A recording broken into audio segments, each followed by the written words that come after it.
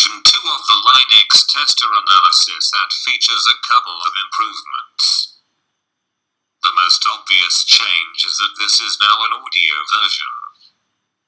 I will emphasize the other changes as we move through this video. Before proceeding, let me refer you to the book that was used in crafting this Python script.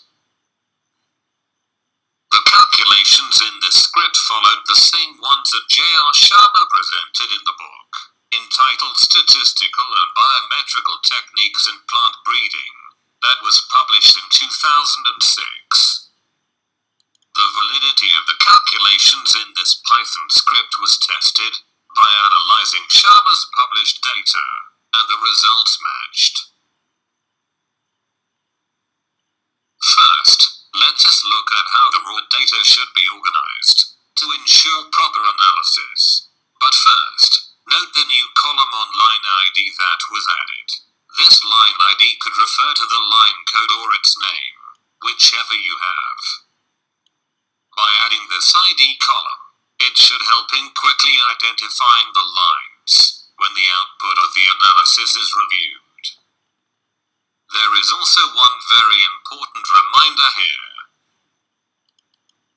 It is essential that the first data variable should appear on the fifth column, as scripted. Any change will lead to erroneous calculations. Please remember this. Moving on, let us declare that the format of the source file for this video is correct, so I will now type the letter Y in the prompt here. The script now asks for the path to the data file. Since I already have a clean path in my clipboard, so I will just go ahead and paste it here. Otherwise, you could type the file path directly. But be reminded that any extraneous characters in the fill path will throw off the script and drastically end the process. So, let me now feed the data file to invoke the analysis. As you just saw, the script quickly processed the analysis of the 4 data variables. Let me scroll up to the first variable for a quick study, so that we could keep this video short.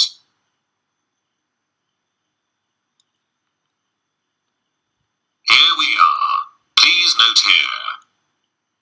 The script initially prints out the full raw data, so that users could review it for abnormal values, such as negative numbers or very divergent values. Mistakes could happen during data encoding, so it's good to review it. The first real output of the analysis is the analysis of variance or the ANOVA table that you can view below. You can see here the usual ANOVA items. There is no need to delve on the details of the ANOVA table here. However, there is one important issue to consider. Because this Python script carries out a bulk data analysis, the user must evaluate from the ANOVA table whether the partitioning of the variance due to the entries that was performed by the script is valid or not, based on its statistical significance. Any insignificant f-test should negate any subsequent partitioning done by this script. The next output is the relative contribution of each variance source to the total variation. You can see here which key sources contributed markedly to the total variation. Finally, we have now reached the most important part of the Line-X tester analysis. Here, I am referring to the general combining ability effects, their significance, and the line values across the testers. From this table, you can determine which lines tend to uniformly transmit a particular trait to their progenies, based on the significance of their GCA effects. The sign of the GCA effects indicates the direction of desirability of the trait. For instance, if we are looking at grain yield, we would definitely want the GCA effect to be significant and positive. the other hand, if we are looking for good combiners for traits like airliness, we want GCA values that are significant and negative. Roughly, you can also get the trend if you examined how the lines behaved across the testers, as well as in their overall means. A very simple test to validate the calculations of the GCA and SCA effects is given below. One fundamental prerequisite of the LINEX tester analysis specifies that the sum of the GCA effects and the sum of SCA effects must be zero. That is assuming that there are no rounding errors. You can quickly do this simple test to check if the calculations of effects are correct.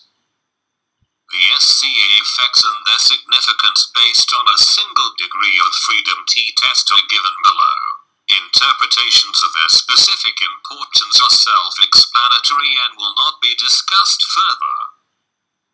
Down below are several variances that are used in determining the significance of effects, as well as comparisons among them. Note that in this script, only the GCA and SCA effects were tested for significance. If you want to carry out other comparisons, such as between two GCA effects, or between two SCA effects with one parent in common, or others, use the appropriate standard errors in the list. This completes our quick study based on the analysis of just one variable. Now, let me scroll down to make sure that all variables in the file were analyzed.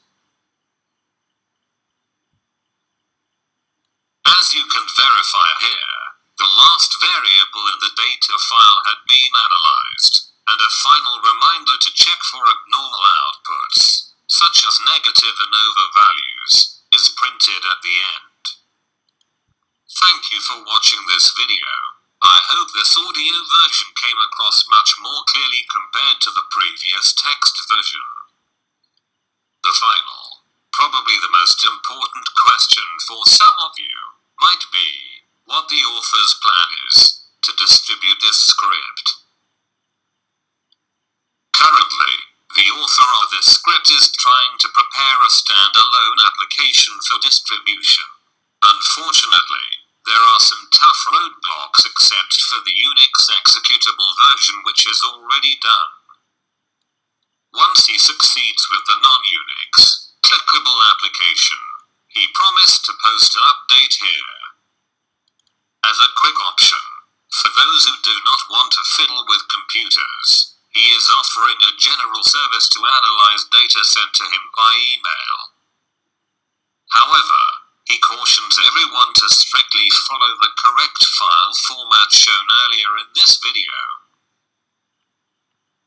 Before I close for good, here's an advanced news for those who are interested in diallel analysis. A Python implementation of Griffing's diallel analysis, method 4 and fix model, is coming soon.